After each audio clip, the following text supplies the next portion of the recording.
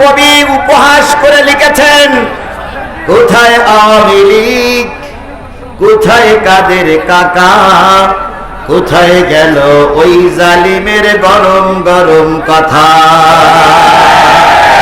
কোথায় আওয়ামী লীগ, কোথায় কাদের কাকা, কোথায় গেল ওই জালিমের গরম গরম কথা।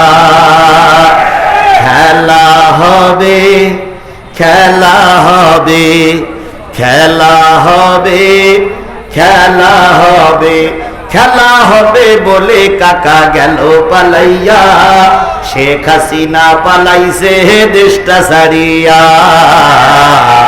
জনগণ শান্তি পাইল ফিরিয়া। সুতরাং যে মালিক আমাদের এই স্বাধীনতার দুয়ার পর্যন্ত পৌঁছাই দিলেন, সেই মালিকের শুকরিয়া আসতে না জোরে সবাই মিলে বলছি আলহামদুলিল্লাহ। কে খুশি হয়েছে? জোরে বলেন, কে খুশি হয়েছে? বিজয় যখন আসবে তখন কি করতে হবে সে শিক্ষা কোরআনে আছে না নাই?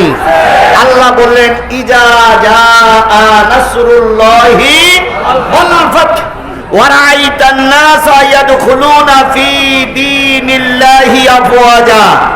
যখন সাহায্য এবং বিজয় আসবে তখন দেখবে দলে দলে মানুষ আপনাদের কাতারবদ্ধ হচ্ছে।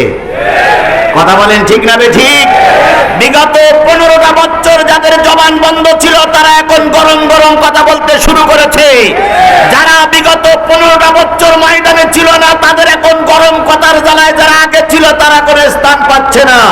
এই জন্য আল্লাহ পাক বলতেছে তারা আসবে, তখন তোমরা কি করবে? ফাসাব্বিহ বিহামদি। কার তসবিহ পড়বে? কার তসবিহ পড়বে? এখন অহংকারের সময় না, এখন আল্লাহর শুকরিয়া আদায় করার সময়। কথা বলেন ঠিক না ঠিক? বলুন তো, আল্লাহর শুকরিয়া আদায় করলে খুশি হয় কে? তাহলে আমাদের এই দিনটা যে আল্লাহ দিলেন সেই আল্লাহর শুকরিয়া আমরা করব কি করব না? আবারও বলছি আলহামদুলিল্লাহ। আল্লাহ বলতেছেন, কুল লাউ কানাল বাহরু মিদাদান লিকালিমাতি রাব্বি লানাফিদাল বাহরু ক্বাবলা আন তানফাদা কালিমাতু রাব্বি ওয়ালাউ জিইনা বিমিসলিহি মাদাদা। কার কথা? কোরআন তেলাওয়াতের পরে যদি কেউ আল্লাহু আকবার বলে, আল্লাহ তার জান্নাতে যাওয়ার পথ পরিবেশ করে, জান্নাতে যাওয়ার পথ সুগম করে দেন। এই জন্য সবাই বলছে আলহামদুলিল্লাহ, সবাই বলছে আল্লাহু আকবার।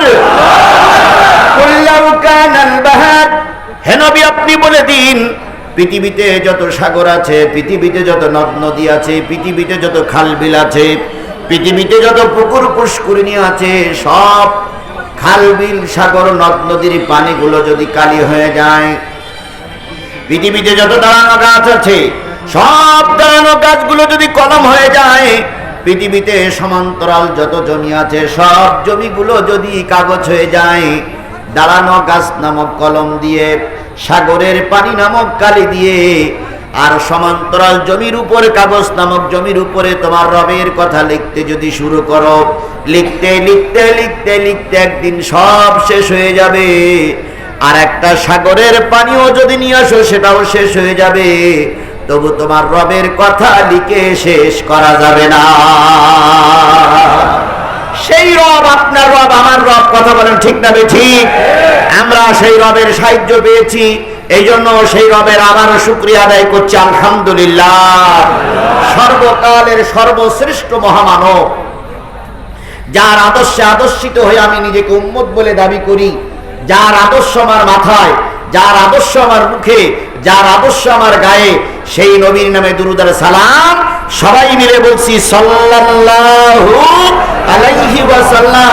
বন্ধুগণ, অনেক কষ্ট করে আপনারা বসে আছেন কাদার উপরে। আপনাদের সঙ্গে আমি যদি বসতে পারতাম তাহলে আমি নিজেকে ধন্য মনে করতাম, কিন্তু আপনারা বসে আছেন কাদার উপরে, খুব কষ্ট লাগতেছে। এই কষ্ট করে এসেছি আমরা কি শোনার জন্য?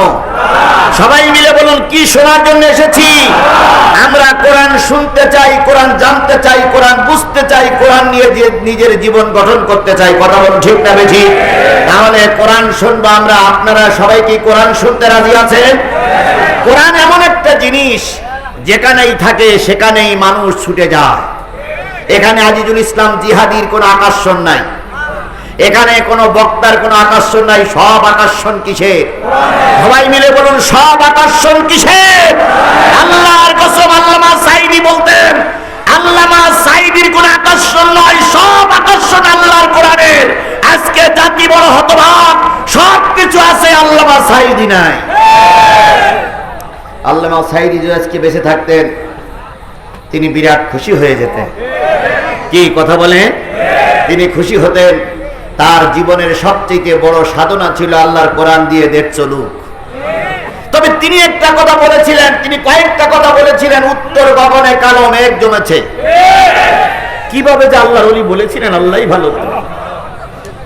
আমি বুঝতে পারি না, এখনো বুঝতে পারি না যে তিনি কিভাবে স্বপ্নদ্রষ্টা হয়েছিলেন, কিভাবে বলেছিলেন উত্তর গগনে কালো মেঘ জমেছে, ঝড়ের পূর্বাভাস লক্ষ্য করছি।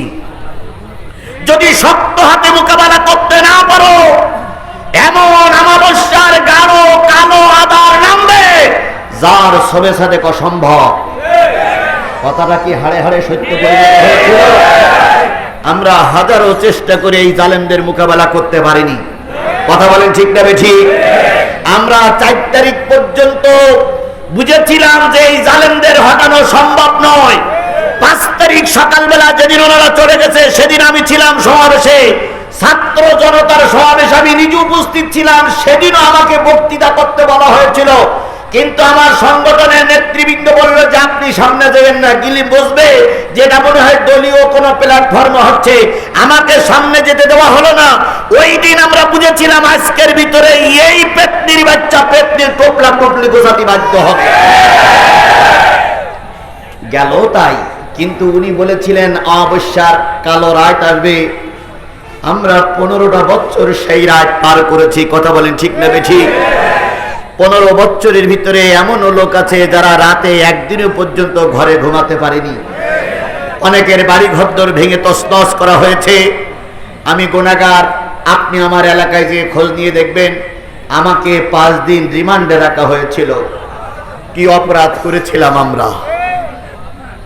5 দিনের ভিতরে আমার এই চোখ শুধুমাত্র উঁচু করার সময় ছাড়া খোলা হয়নি। যদি 2 হাত খুলে দিতে, 1 হাত খুলে দিয়ে চেয়ারের সঙ্গে বেঞ্চের সঙ্গে বেঁধে রাখতো। 5টা দিনের পরে তারা টাকার লেনদেন শুরু করলো। পরিবারের সঙ্গে টাকার লেনদেন করে প্রায় 10 লক্ষর মতন টাকা আমাকে দিতে হলো। তারপর আমাকে তাদের কাছ থেকে জীবন ভিক্ষা নিতে হলো। আমার বাড়ি ঘরদোরগুলো ভেঙে দিল। আমার ছোট্ট বাচ্চাটা যখন এসে পুলিশের পা জড়াই ধরলো যে স্যার, আমার আব্বু সারাদিন রোজা, এখন ইফতারিটা করতে দেন, এই পুলিশ নামক হায়নারা সেদিন লাথি মেরে আমার ছোট্ট বাচ্চাটারে দূরে ফেলাই দিয়েছিল। আমার মা এসে বলল, বাবা আমার ছেলেটারে নিয়ে যেও না। আমার মার গলা ধাক্কা দিয়ে মাটির পর আঘাত করে আমার মায়ের কপাল কেটে গিয়েছিল। আমার মা সেদিন কপালের ওই রক্ত ছুঁয়ে বলেছিল, আল্লাহ, আমার সন্তানকে তোমার রাস্তায় কুরবানি করলাম, এর বিনিময়ে যদি এ দেশ কোরআনের দেশ হয় আমার কোনো দুঃখ নাই। জাতির কাছে জানতে চাই, আজকে অনেকে বক্তব্য দিচ্ছে, জাতির কাছে জানতে চাই এই মানুষগুলো আমরা কি অন্যায় করেছিলাম? আমাদের রক্ত ঝরাইছিলেন আপনারা, আর আজকে আপনারা মিষ্টি মিষ্টি কথা বলছেন। অবশ্যই জাতি আপনাদের চিনে রেখেছে, চিনে রাখবে।